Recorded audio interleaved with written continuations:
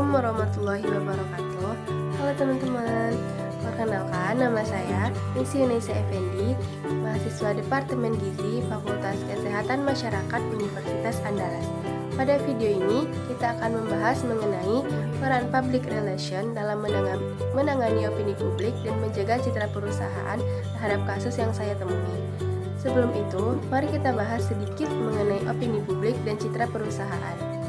Opini publik merupakan ungkapan keyakinan yang menjadi pegangan bersama di antara para anggota sebuah kelompok atau publik mengenai suatu masalah kontroversial yang menyangkut kepentingan umum.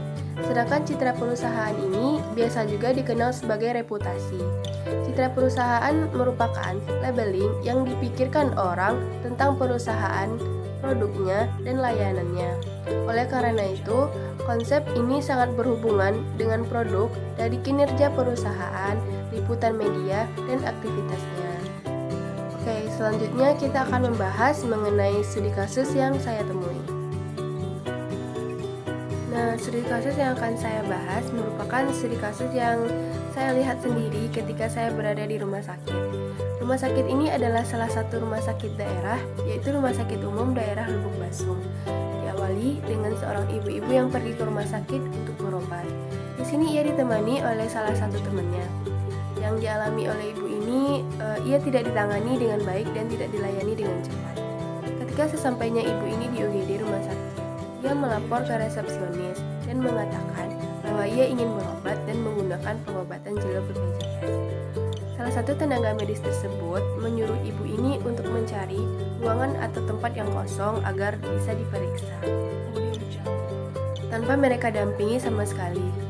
Nah, sesampainya di tempat tidur, ibu itu menunggu cukup lama untuk diperiksa sampai akhirnya teman ibu ini kembali ke resepsionis atau ke ruangan para tenaga medis tersebut dan menanyakan bagaimana tindakan selanjutnya.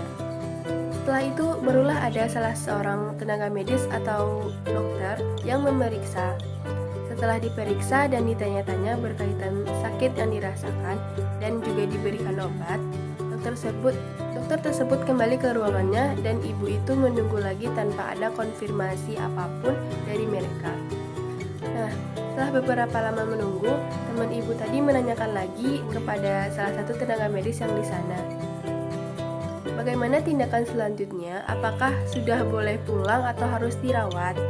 Nah, di sini tenaga medis tersebut menjawab kalau memang merasa sudah baik-baik saja, silakan pulang.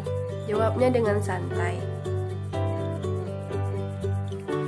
Di sini ibu tersebut merasa tidak dilayani dengan sepenuhnya.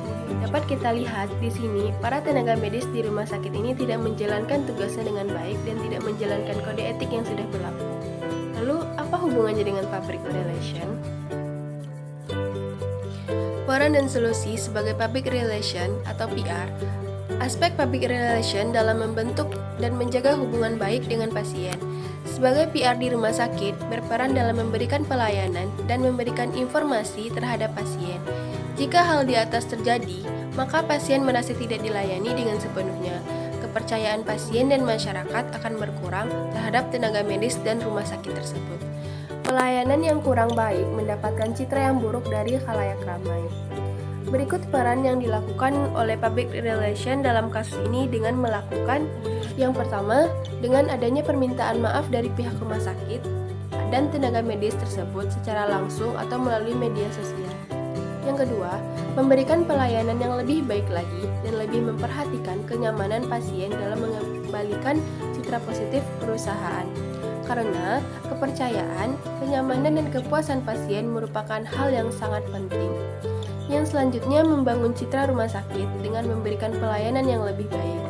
Yang selanjutnya, pemberian informasi yang baik kepada masyarakat tentang perusahaan secara terbuka.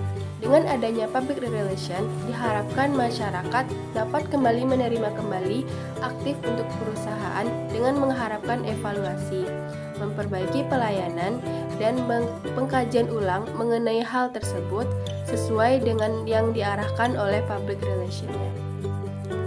Nah, inilah studi kasus yang saya temui. Semoga dengan cerita ini, kita sebagai calon yang akan bergerak di bidang kesehatan tidak melakukan hal serupa dan dapat bertindak lebih baik dan lebih bijak lagi. Kita juga berharap untuk seluruh tenaga medis dan para public relation untuk dapat memberikan pelayanan yang baik dan mengutamakan kepuasan dan kenyamanan serta kepercayaan pasien.